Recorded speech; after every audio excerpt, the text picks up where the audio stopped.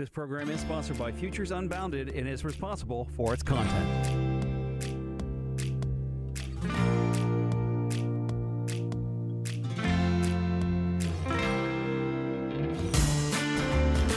Welcome, fellow humans, to the Writing is on the Wall radio broadcast coming to you from WHKW 1220, a Salem radio station. Please address me as TA, for I am the teacher's assistant. And I normally start off saying this program is a non-religious, non-spiritual investigation of everything we can discern that was created, recorded, and modeled for us in the Bible. And while that is true, I have not gotten a lot of response from people. And the responses that I have gotten show that we take to heart religions much more seriously than we take to heart the Bible. And that's understandable, because we are still willful children. But it's time for us to work at growing up. And so that's why I started this program. And next week will be the 6-month anniversary. And I'm working towards trying to put everything together for that program that I have gone over. Tonight we're going to talk about why the Bible was created. And I've talked about that in the past too, but we're going to try and nail it down for people. Before we get to that, religions are like clubs. I had one guy say, all these religions about God and Jesus, which one of them is correct? And I told him, none of them. They are men's ideas about God. God doesn't have a religion. He certainly never sanctified a religion. Religion is our attempt to be good with, quote unquote, what is in the Bible. We don't want to be afraid of what we don't know, and we're not making much headway in trying to discover. So instead, what we'll do is tell each other tales. Yeah, that's right. Yeah, that must be what it means. When that is not the way to go about doing what God has asked us to structurally do. And I will lay that out once again next week. But the fact of the matter is that the Bible was created as a tool for us to use so that we could teach ourselves how to grow up enough to discover who and what we are. Now, I know that sounds like a lot to comprehend, but that is why the Bible was created. Read John 7:24, and you will be extremely unimpressed because, well, of course, that goes without saying. You don't need to judge on outward appearances. You should judge correctly. By the way, what's correctly? And that's the problem. We'll remember the answer and forget the question. There's a program on television where they give you the answer, and you've got to come up with the question. And people can make a lot of money, and one gentleman or two have parlayed that into careers on television. More power to them. But we have not paid close enough attention to that. For instance, most Bible-teaching religions will tell you that the definition of sin is missing the mark. Okay, great. What does that mean? What mark? Why are we aiming at a mark? What is that mark? Where is it located? You don't know. You don't know because that would cause you angst. So the religion just assures you, don't worry about it. We know what sin is when we see it. And of course, that's baloney. They know what the outside of it is. It's like when you have a runny nose. There's so many different sicknesses that can cause a runny nose. The least of those, of course, is something like a cold, which people have and then get over. But there are many, many, many worse things that you can have and have a runny nose as a symptom. And that's what we're calling the sins that we speak of. They are the symptoms. We don't know why they are sins. And that's a problem. We ignored it, forgot it, never knew it, never cared enough to work at it. But we have to. Our time is now. God's plan is working. You need to understand that. But, and here's the huge but, read Matthew 13. Also read Matthew 25. The servants who were entrusted with the most returned that amount in addition to what they were entrusted with, and got praised for it. If you read Matthew 13, you'll find out about the plants that are planted that yield a grain, many bushels, while others, the same seed is sown and it withers and dies, or it produces nothing, or it never even germinates. So the fact of the matter is God's plan is working, but we humans, with the assistance of Jesus, can increase the yield. And that's what we are here to do. Increase the yield. And that's why I have this program, and that's why I want to try and get everything into 1 hour if I can, the entire structure, which I plan on doing next week. So, just to give you, for instance, if you didn't have the religious glasses that you wore to read the Bible with, and basically we all come to the Bible through religion,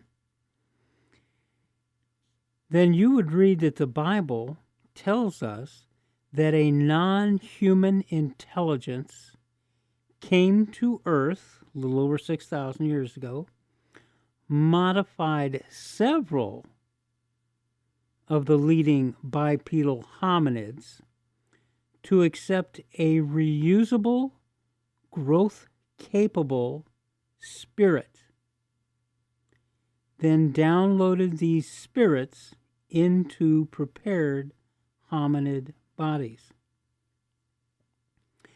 Checked that they were functioning rationally. That's what that whole thing with Adam naming the animals and God not only allowing him, but listening to him. Made a few changes, and then he gave them, first he gave a man a helpmeet, his wife, and then he gave them both the opportunity to make choices and to progress or suffer due to the choices they made. Now, folks, this is the first aspect of growing up. You have to give your children the opportunity to make choices and either suffer from them or to succeed with them. And he did.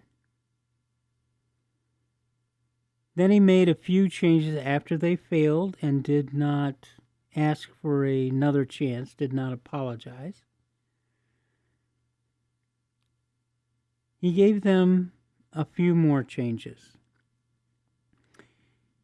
He told the woman what her lot in life would be as far as carrying children, and she would not have the birthing assistance that she may have had before. She would have to carry them full term herself. And that she would want her husband. And that she would be secondary to him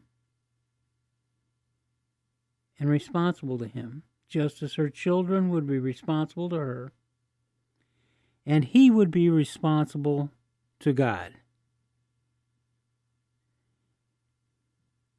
Now, all this is in Genesis 3.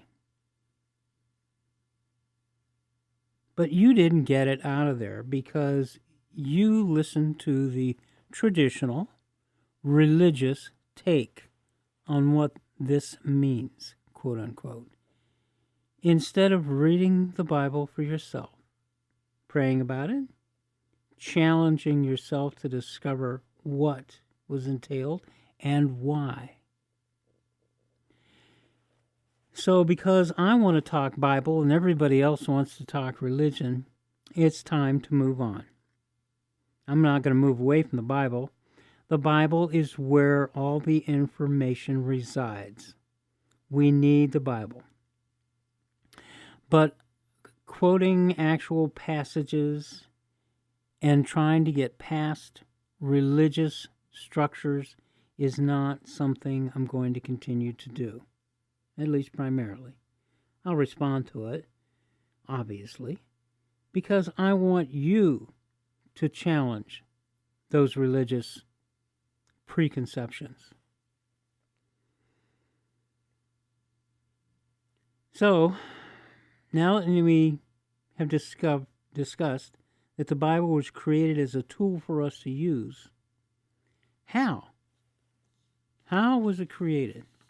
Well, events were caused to happen, and it says right there in the Bible, God caused this to happen. It wasn't an accident. It didn't just happen. God caused it to happen. And he told the people involved that they would be a model for all humanity and that they could use this opportunity to their benefit or to their detriment. And of course, we know that they did not use it to their benefit. They punted, they fiddled, they fooled. They, like passive-aggressive children, they did whatever they thought they could to get by with it, and then whenever something bonked them in the nose, they sat down and cried and got some help, but got up again and then ran right to another problem. When you look at the Bible and read it back and read it without any preconceived notions, you see an awful lot of children in adult bodies not being responsible. And that's because they thought they could get away with it.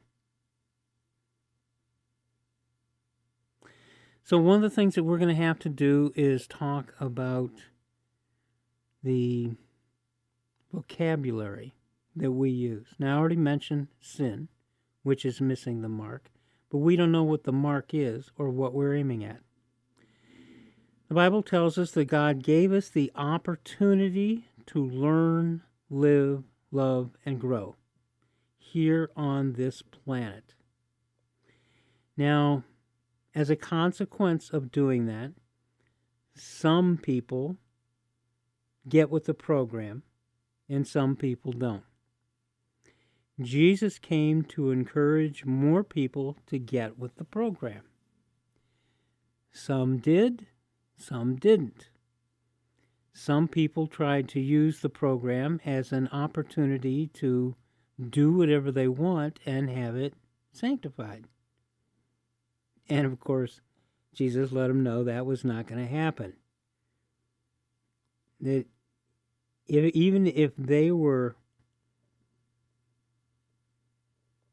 making miracles in his name, if he didn't know them, he didn't know them. and he wasn't going to claim them to save face. He has no need to save face. Jesus was the Son of Man, not the Son of God. Well, he was the Son of God, but we're all the sons of God. But that was not the most important thing. He was giving all mankind a second chance by modeling something that we still do not understand. But he gave us all the reference. Now today we call that objective decision making. I refer once again to John 7:24. Don't judge by outward appearances, judge correctly. Well, the outward appearance is something that you process through your understanding. You're seeing something and understanding it. It comes through you personally, subjectively. Now, for you to make a decision correctly, to judge correctly, you have to weigh this objectively, not what do I think, what do I feel, what is best for me, for my friends, what will get me the most in authority or power or money or attention or whatever.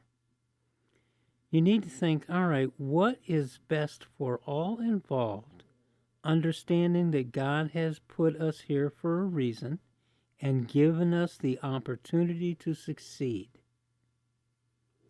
What is best for everyone? What will raise all boats?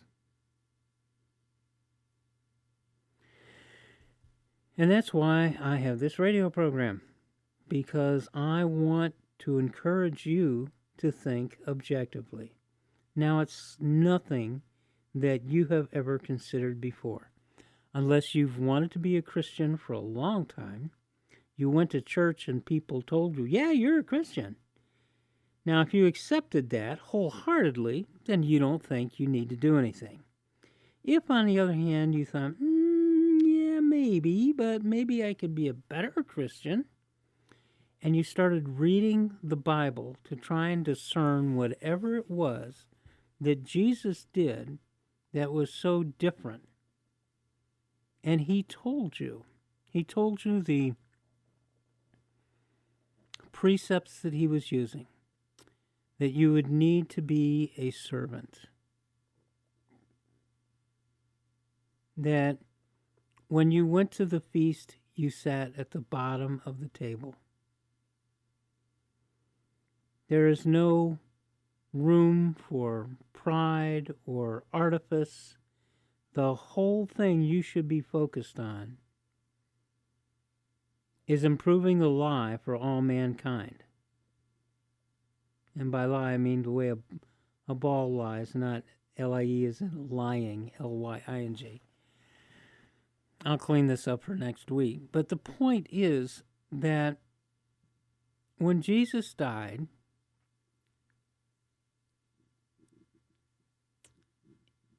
when he went to Golgotha, after the Garden of Gethsemane, where he prayed to God to be a further assistance and just a little more time, and he got no reply. But at the end, he said something that was extremely important. So important it was recorded, and we hear it, and most of us agree to it, but we don't understand just how deeply important those words were. And that is, thy will be done. Not my will, but thy will be done. This is important for a lot of reasons. First, some people would think that denial of self is important. It's not. You shouldn't deny yourself necessarily. You would hope to make better choices because you're informed about what those choices will get, not only for you, the individual, but for everybody that you touch the sound of your voice, everyone you know.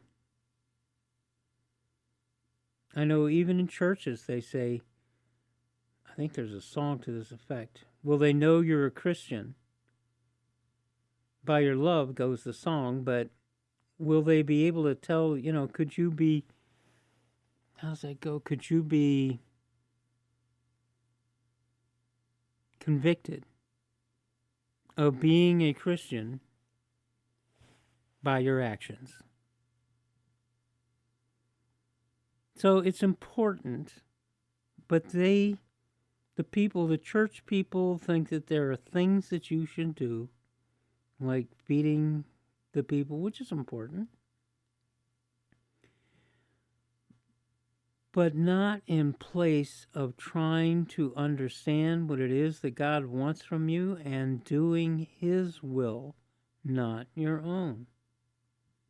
This is a huge problem. My son and I were talking earlier today about one of the two children that caused the massive murder at Columbine. And this one individual thought he was ugly, but that he was of such an intellect and so superior to everyone else that they should bow down to him.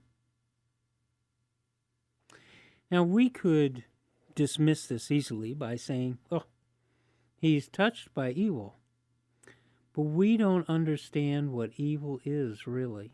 All we know is the fear factor part of evil. We have righteously an understanding and fear of evil, but we need to understand what it actually is, why it operates within each of us, and what we can do to get away from that. How can we tone that down to the point where it's not even a murmur? Jesus told us, and that is by increasing the sound of your connection to other humans in a way that will give them the opportunity to rise up. Jesus also said about, and it was in 25, Matthew 25, I'm pretty sure, about the sheep and the goats. The sheep would be on his right. The sheep would follow his lead. The goats were willful and would do what they pleased and try to get others to follow them.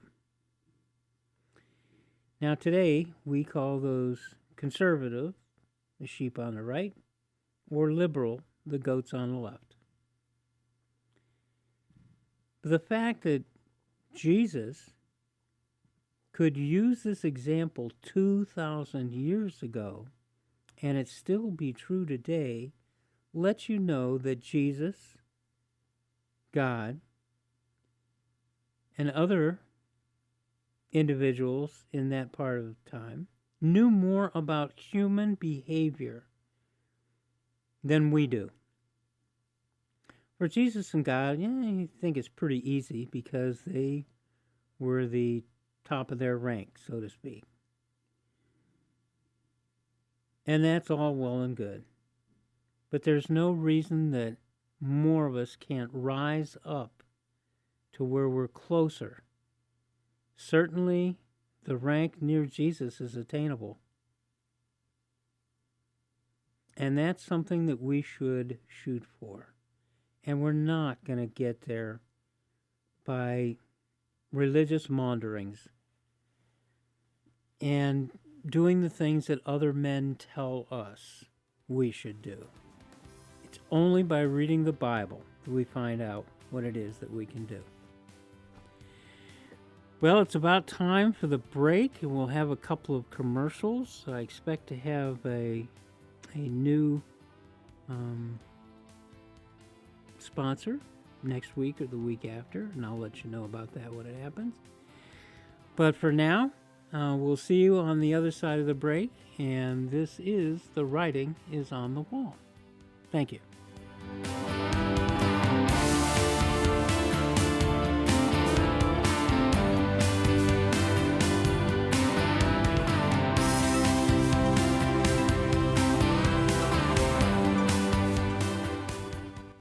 Swamp, fake news, racist hats? Are you afraid to believe anymore? Well, let me tell you of one brave soul who, like David, slew Goliath. The true story of one man's fight against greed, corruption, and insatiable ambition in small-town Ohio, Checkmate reveals why passion and integrity are rare in the corridors of swing state politics. If you want to hear the truth, how the swamp operates in Ohio with all the political corruption in real time, get Steve Krause's tell-all true life story, Checkmate, One Man's Fight Against Political Corruption, available on Amazon. As a newly elected state representative, Steve takes you behind the scenes, behind the closed doors, and rips back the curtain to expose all the lies, the deceit, and power-hungry gamesmanship. Checkmate reads like a TV drama, but it's not. Once you start it, you won't be able to put it down. Checkmate, One Man's Fight Against Political Corruption by Steve Krause, available on Amazon today. Be afraid. Be very afraid. There are those in Washington who want the IRS to take more of your hard-earned money. Are you tired of being the perpetual cash cow for every scheme, unreasonable program, and for all the fraud, waste, and abuse in our system? Well, good news. I can help. George Satari has almost 40 years of experience helping people like you keep more of what you make.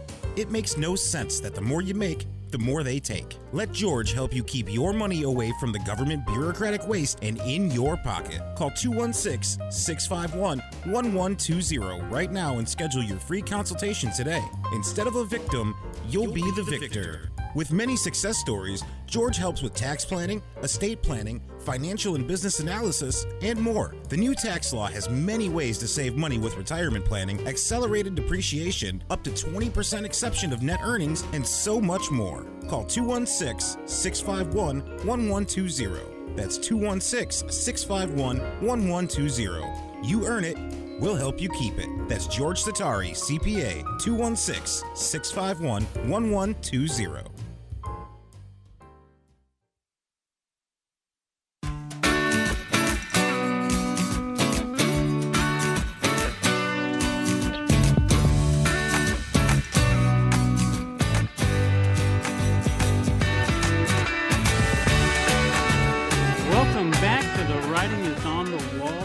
Broadcast coming to you from WHKW 1220 AM in Cleveland, Ohio.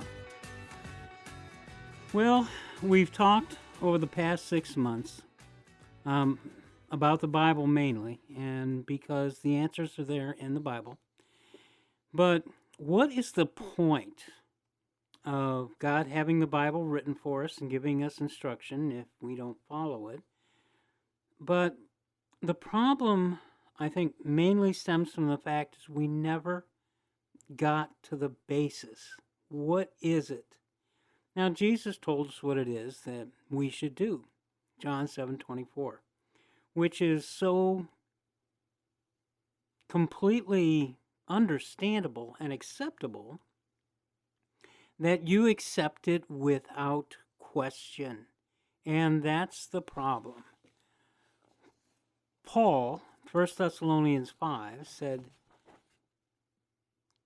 don't despise what God has revealed. Instead, test everything.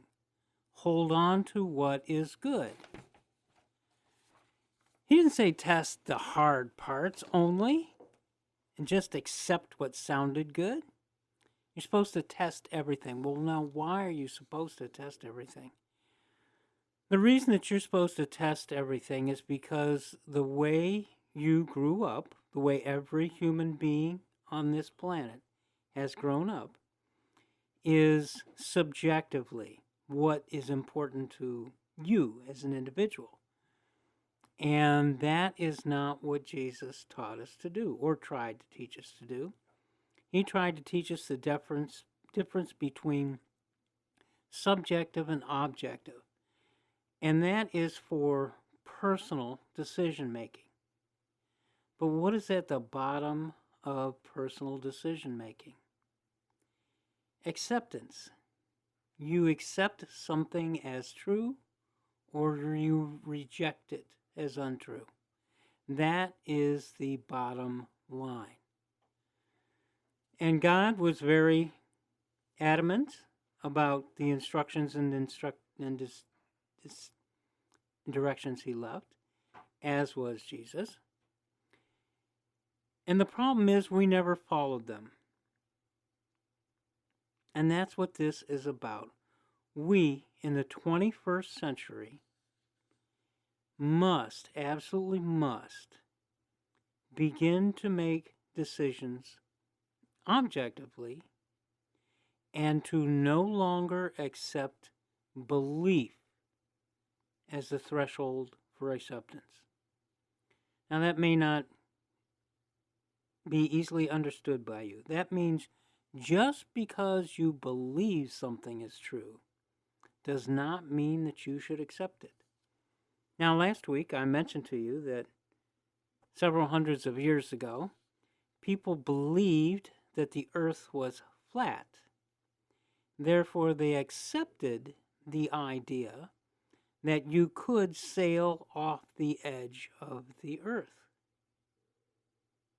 If it's flat, it's got to have an edge, right? Well, now we know that both of those were untrue. But of course, they didn't know that. And because they believed one, they accepted the other without question.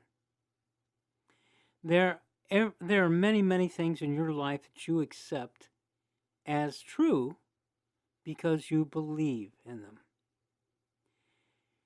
Well, God loved you so much, not only that he sent his son, but that he gave you the opportunity to figure this out for yourself, simply by questioning everything. Yes, pray to God for guidance, but at the same time, use your own intelligence and abilities and school yourself into how to make decisions objectively with reality as your base. And that is the thing that the Bible tells us. We should take God's understanding of our ability as the foundation, then use logic and reason to manipulate that logic, and then wisdom, which is real world working, to check and see if your logic and your reasoning has stood up. And then the fourth part is grace. Faith and grace. You have to be able to apply it in a way that will be good for everyone, not just for you. You are not supposed to take advantage of your brother or sister. We are all here for the same purpose, and that is increasing the yield for God. Because God has a development program going on here on earth. It's been going on for 6,000 years now. And the thing is that we don't want just one person to develop into the kind of individual that God can reward for being a good servant. We want many, 50 or 100-fold, not just one. So that's why last week and earlier today I mentioned Matthew 13 and Matthew 25. So the simple question to start with is, do you believe in God? The vast majority of Americans believe in some kind of higher power, with only 56% professing faith in God as described in the Bible. Now, America is the homeland for Christians, just the way as the Promised Land was the homeland for the Jews. And they lost it, and we are in the process of losing it to people who do not believe in God. Now, this is something that was inevitable because we did not fight evil. We did not resist it. We did not do our best to find out why it was active and what it was doing to us. We did not actively fight evil. And that's all right, because God knew this was going to happen too. And that's why He left us the instructions and directions in the Bible. If you know that your children are willful, do you just shine them on and let them go about their business and die off? Or do you leave instructions for them in a way that they can come back to it when they realize, as the prodigal son realized, they had it better before and they didn't know how good they had it, and being a cocky fool was not the best way to go. And he did humble himself before his father. But his father opened his arms to him and welcomed him home, because that sheep was lost and is now found. Well, that is the example for us, one of the many examples that God had listed in the Bible for us. If you believe in God in the Bible, then you believe that God has a plan for man. And the instructions or directions are laid out for you in the Bible, and you want to be a part of the solution rather than just a part of the problem. So listen to the original question once again. Do you believe in God? Now, most of you are probably saying, well, yes, of course. I'm listening to a religious radio station, so I believe in God. More people should believe in God, and that will fix most of the problems we're having. And you'd be wrong. 100% wrong. If that would fix the problems, God would not have left instructions and directions for us. He knew that we would develop to a point where we needed to be able to prove to ourselves that something does or does not exist. Now, I have gone over the Bible backwards and forwards several times, and I'm here to tell you it is not my belief, it is my knowledge and my understanding that not only does God exist, but that He has orchestrated everything, including the things in the Bible that we needed as instruction for ourselves. God knows us intimately.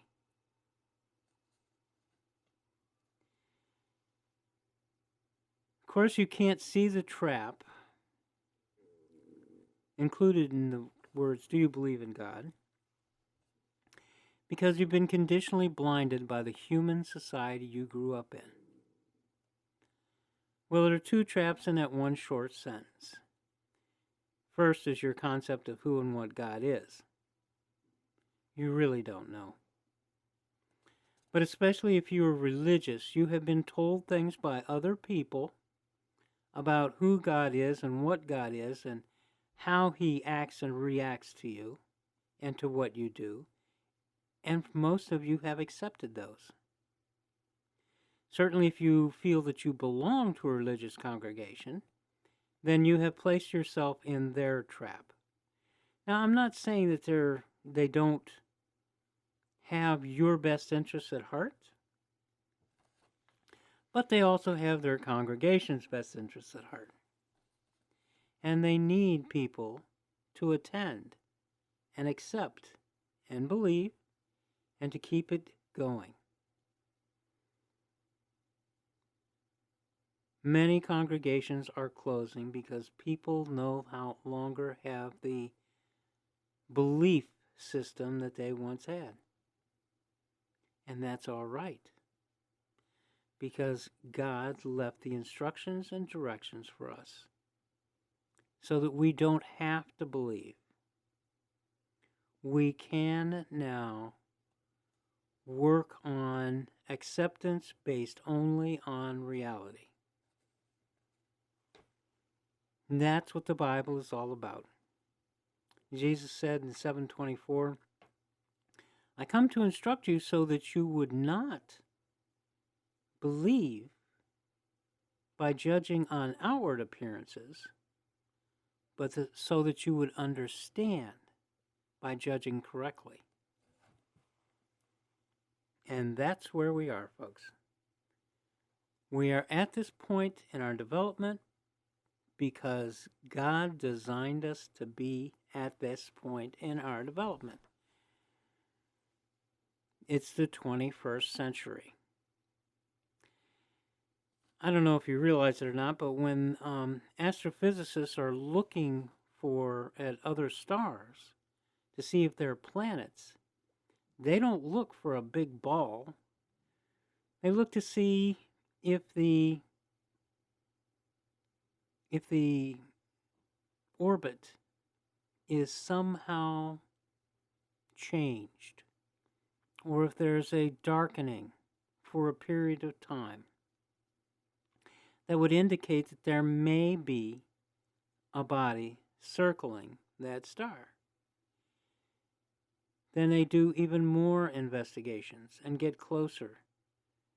And they finally get to the point where occasionally they can discern a solid body. And occasionally they can even tell the temperature closely of that body. And some, they can even determine if there is atmosphere. Now that's all while being locked into our home, not just nebula, but our solar system. So they use logic and reason, and then they check with wisdom to see that they get a real world result. Gee, I wonder where we've heard that before. You're probably not aware of it, and certainly nobody in the media probably even knows or would let you know about it. But the science systems that we have in Western civilization are a direct result of monks studying the Bible and coming up with the basic understanding of objective versus subjective decision making. We call it scientific method, and it was developed from the Bible. It's pretty important. Most people don't know, don't care. As a matter of fact, some foolish people today say that science is opposed to God. And nothing could be further from the truth. God uses science to organize things so that we can discover how our world operates and our solar system and everything else around us, so that we can get closer to understanding how it is that we need to make decisions. Jesus told people how to do it, but they couldn't get it. I'm sure you remember Nicodemus in John 3, where he thought in order to be born again, that your body had to physically go back into your mother. And of course, that's ridiculous. Your body is not born again. It is useful to tie you into this plane of existence where you can develop, but only for a certain period of time, and then that body dies and your soul goes on. These days, religions tell you that your soul only gets one shot and you go on from there forever. Back in Paul's time, of course, they didn't believe that. They thought that your body, when it died and your soul was separated from it, would eventually be reunited with another brand new body. You would be born again, so that you could develop more. But somehow or another we have dropped that, forgotten it, don't believe in it. There are people who believe in reincarnation, but they think it's a mechanical process or something to do with karma or how well you lived your life by somebody else's judgment. And I'm not willing to agree with that. I'll go with the biblical version, thank you very much.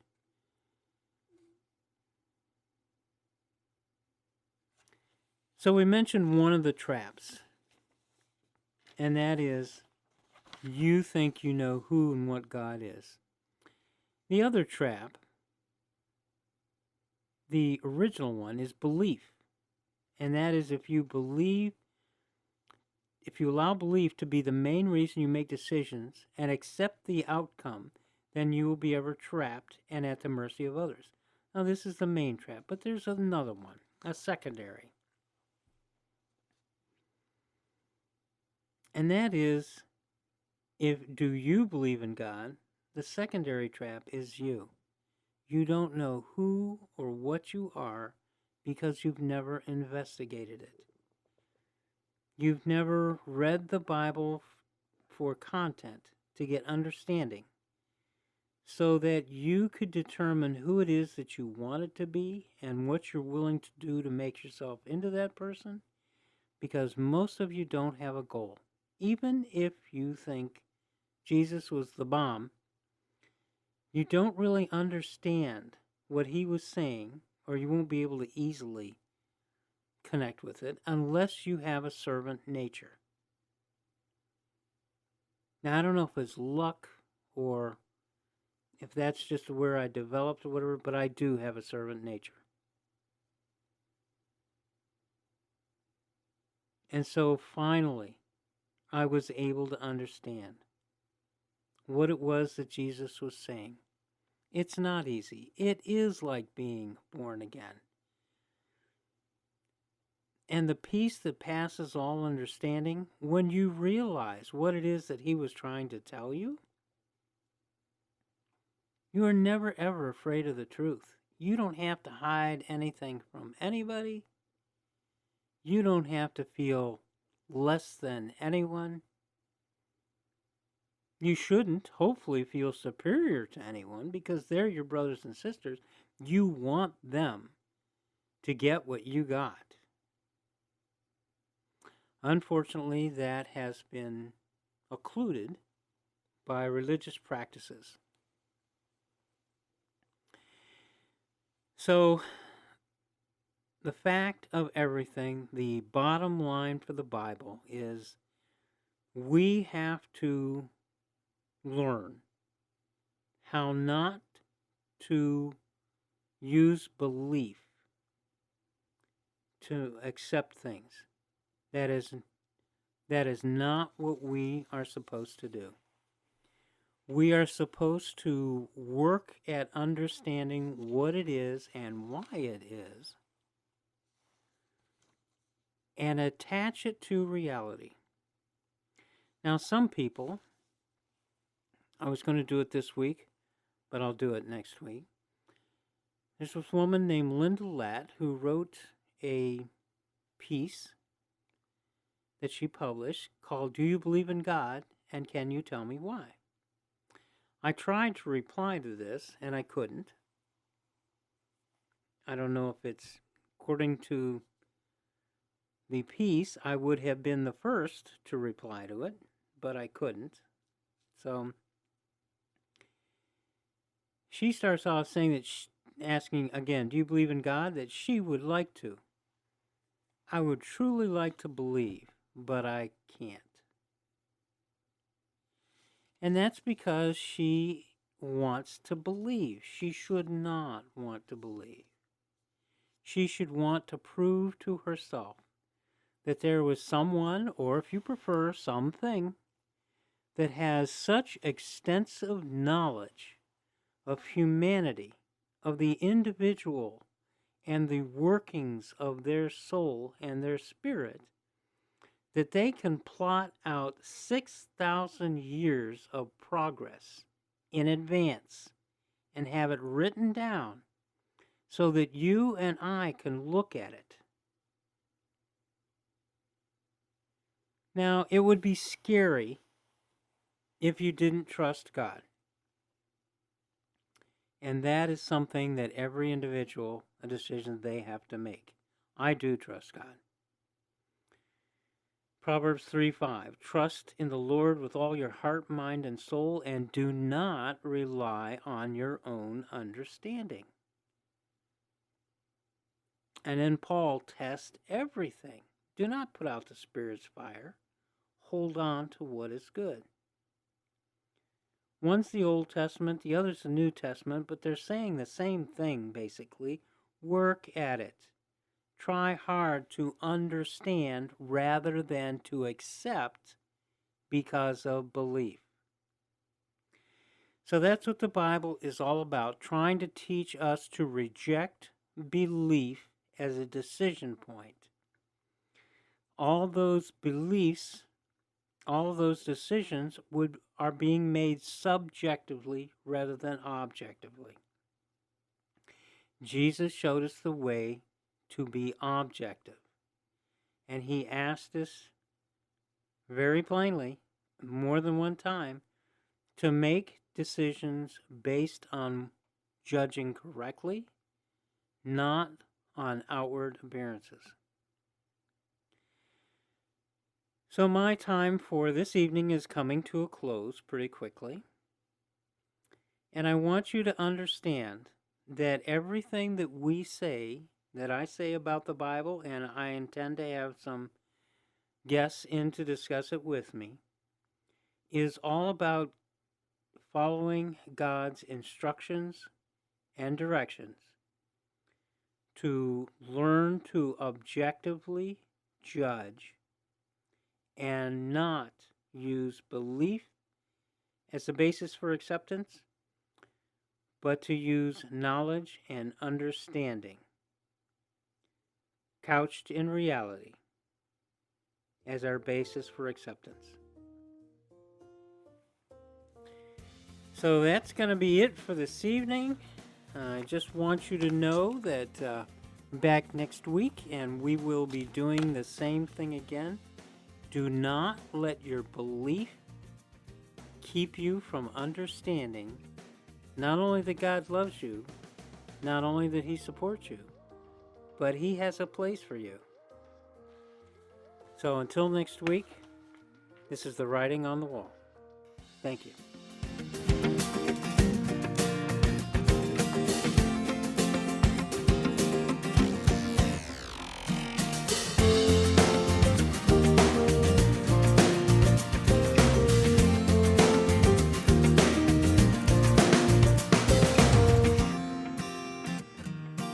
This program has been sponsored by George Satari, CPA.